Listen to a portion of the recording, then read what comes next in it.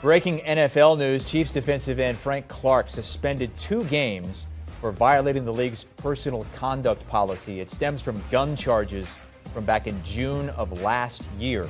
The Pro Bowl pass rusher has 3 sacks and 4 TFLs this season. Now, pending an appeal, he would miss Sunday night's game against the Titans and next week's game against the Jaguars for a Chiefs team that is humming. They're on a bye this week, by the way. Next week's Sunday night game against the Titans, and then the week after against the Jags. Eligible to return in LA against the Chargers in week 11, pending an appeal.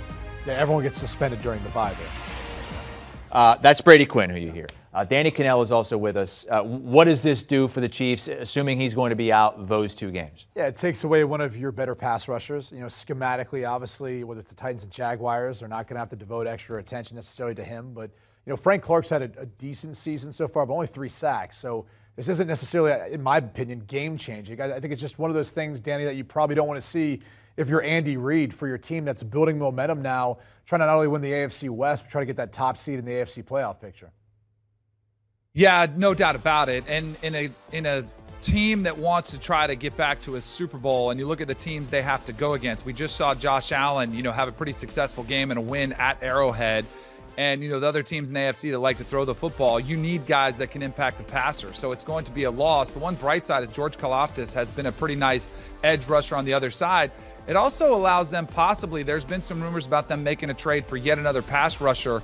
Maybe they are more willing to do that now, losing Clark for a couple games, and you still got 5 or 6 days here till the NFL trade deadline. Maybe it kind of spurs them to make one more move to add to that defense to try to slow down some of these opposing quarterbacks. But a couple games, it's not that big of a deal for the Chiefs, as far as especially considering the competition they're going against, with the Titans wanting to run the football and Trevor Lawrence still struggling to find his way in that offense in Jacksonville. But still, you don't want to be dealing with this during the middle of the season if you're the Chiefs. And you wonder how much of a leash, Frank Clark has, with this team, especially off the field issues. But, you can go to someone like the Chicago Bears. Robert Quinn had a great season last season, hasn't necessarily had a great one this year so far, but he's a guy that I think is up there in age. Maybe you bring him in to try to give you a little extra help off of the edge. The Chicago Bears clearly still rebuilding even after the big win versus the New England Patriots. And I know you as a Bears fan probably wouldn't feel overly great about that, but I think it'd be good for Robert Quinn and probably the Chiefs. Well, for the Kansas City Chiefs on a bye this week,